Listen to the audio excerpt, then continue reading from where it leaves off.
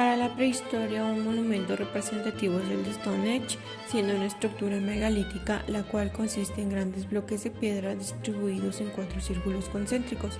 El exterior es de 30 metros de diámetro y está formado por piedras de forma rectangular que anteriormente estaban coronadas por dinteles de piedra, pero hoy solo quedan 7 en su lugar. El siguiente círculo está formado por bloques pequeños de arenisca de color azul. El tercer círculo son grandes bloques que forman una herradura hecha a base de piedras de arenisca de color azulado. En el interior hay una losa de arenisca que se denomina el altar. Se les denomina megalítica a las obras de enormes losas pétreas sin tallar, verticales y horizontales, adinteladas, apoyadas, pero nunca unidas con mortero. Estilo arquitectónico de Grecia. Partenón de Atenas. El Partenón es un templo consagrado a la protectora de Atenas, Atenea Partenos, y uno de los principales templos dóricos, algo poco frecuente, de mármol blanco del Pentílico y cubierto con tejas de mármol de Paros. Fue construido entre los años 447 a.C. y 432 a.C. en la Acrópolis de Atenas. Es un templo griego más conocido del mundo. La construcción del monumento, realizada casi exclusivamente en mármol blanco procedente del Pentílico, fue encargada por Pericles como agradecimiento de la ciudad a los dioses por su victoria contra los persas. Se desarrolló arquitectónicamente entre los años 447 a.C. y 438 a.C. de la mano de los arquitectos encargados de la obra Ictino y Calícrates. El diseño del Partenón estuvo condicionado inicialmente para albergar la imagen de Atena Partenos, por lo que estuvieron en la mayoría de los casos bajo órdenes del arquitecto y gran escultor ateniense Fidas, miembro llamado Círculo de Pericles y autor de la decoración escultórica acabada hacia el 432 a.C. Estilo arquitectónico etrusco. Tumba etrusca. Los etruscos conservaron siempre un sello de la cultura griega jónica, que se manifiesta en su forma típica de enterramiento por sarcófagos, aunque en sus primeros tiempos en Italia se valieron también de las urnas. Las tumbas son de varios tipos, pero dominan las excavadas en la roca. Otras tienen forma exterior de tómulo, sobre alto basamento circular moldurado. A las tumbas etruscas se debe la mayor parte de la información acerca del arte de ese pueblo. Ofrecen la disposición de una gran cámara sepulcral, a veces radialmente distribuida en varios huecos, a la que se accede mediante un corredor o galería, tanto si esta cámara es resultado de la excavación en un muro rocoso como si se ha construido en un llano con cantos labrados y losas, para ser recubierta externamente por un montículo de forma cónica. Su aspecto interior es el de la vivienda cuya techumbre conserva la estructura típica de las edificaciones de madera. Arquitectura romana. La arquitectura de la antigua Roma es probablemente uno de los testimonios más significativos de la civilización romana. Se caracteriza por lo grandioso de las edificaciones y su solidez, que ha permitido que muchas de ellas perduren hasta nuestros días. Sus características generales son que la arquitectura romana está directamente influenciada por la arquitectura etrusca y griega. Los elementos constructivos más importantes de la arquitectura romana son los arcos y el abovedamiento. En cuanto a las columnas, lo más notable es el uso del orden toscano. Aparte de usar los órdenes griegos, utilizan el orden compuesto. Paleocristiano, siglo III al VI.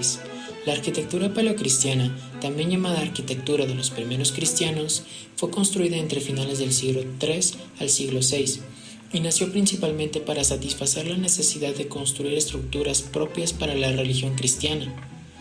La arquitectura paleocristiana fue la arquitectura rudimentaria y casi primitiva de los primeros cristianos, y se circunscribía a pequeñas iglesias que luego se tomaron como ejemplo para desarrollar la arquitectura románica y los siguientes estilos. Las catacumbas están excavadas en toba o en terrenos fácilmente transportables, pero sólidos, para poder crear una arquitectura negativa. Las catacumbas implican la presencia de escaleras que llevan a corredores denominados galerías, como en las minas. En las paredes de las galerías están colocados los nichos, o sea, las sepulturas de los cristianos ordinarios, realizadas a lo largo, y estas están cerradas con losas de mármol o con ladrillos.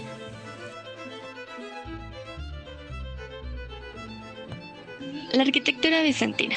El estilo arquitectónico bizantino estuvo vigente durante el Imperio Bizantino, o sea, el Imperio Romano de Oriente, desde la caída del Imperio Romano de Occidente en el siglo V.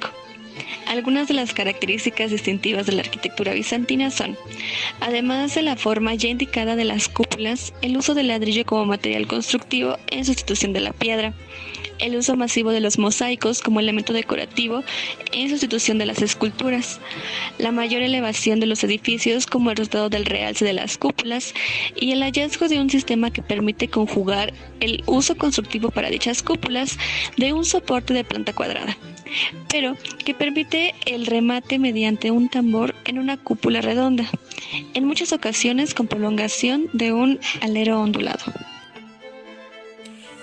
Para la arquitectura románica utilizamos la iglesia San Martín de Tours. La apariencia exterior de la iglesia San Martín es característica del periodo románico en que fue construida. Sobre sus naves, de escasa altura, destacan las dos torres cilíndricas a ambos lados de la fachada principal. Las tres naves con bóveda de cañón, la central más ancha y alta que las laterales, terminan en tres ábsides circulares. Desde el exterior se ven sus muros de piedra con escasos ventanales, con arcos de medio punto en los ábsides y en los laterales del templo. En las fachadas, a modo de cornisas, se extienden adornos ajedrezados de piedra a diferentes alturas.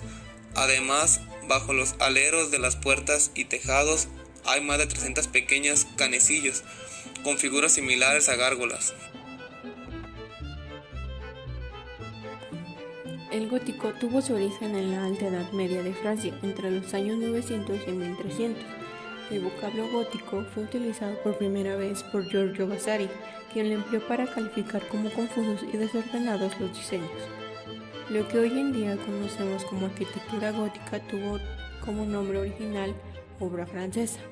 Las principales obras góticas están relacionadas con construcciones eclesiásticas que presentan características típicas del estilo.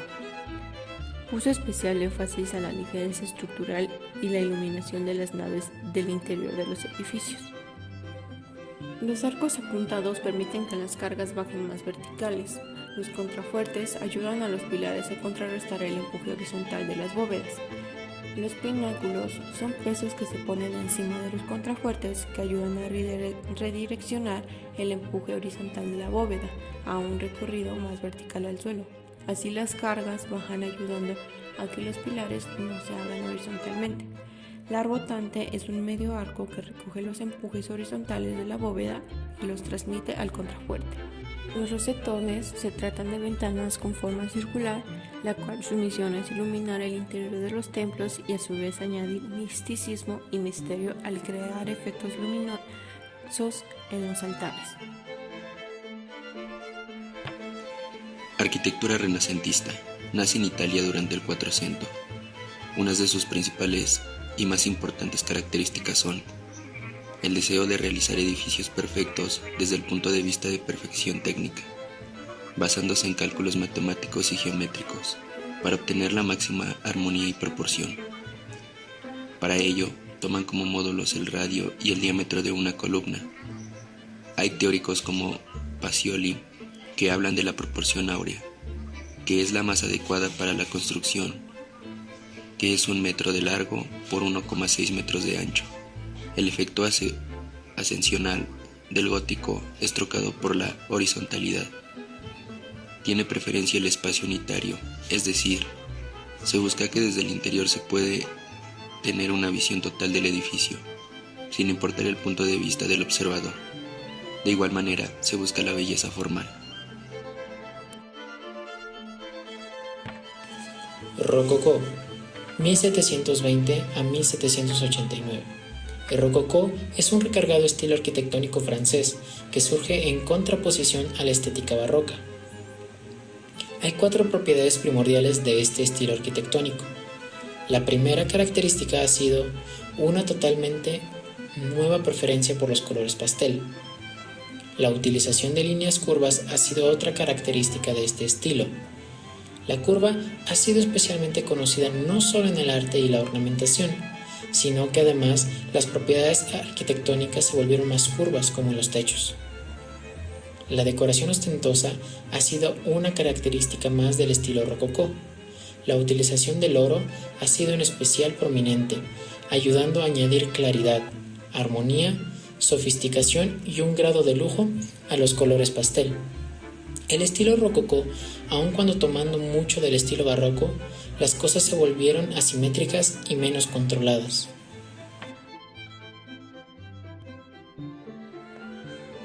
La arquitectura neoclásica. La arquitectura neoclásica es un estilo arquitectónico occidental que produjo el movimiento neoclásico que comenzó a mediados del siglo XVIII, por una reacción contra el estilo barroco de ornamentación naturalista, así como por el resultado de algunos rasgos clasicistas nacidos en el barroco tardío. Las características más importantes de la arquitectura neoclásica son: se inspira en los monumentos de la antigüedad grecorromana. El concepto de belleza está basado en la pureza de las líneas arquitectónicas, en la simetría y en las proporciones sujetas a las leyes de la medida y las matemáticas. Reacciona contra los efectos decorativos del barroco y el rococó. Gusto por la sencillez, con predominio de lo arquitectónico sobre lo decorativo. Emplea elementos básicos de la arquitectura clásica, como lo son las columnas, órdenes dóricos y jónicos, frontones, bóvedas, cúpulas, etc.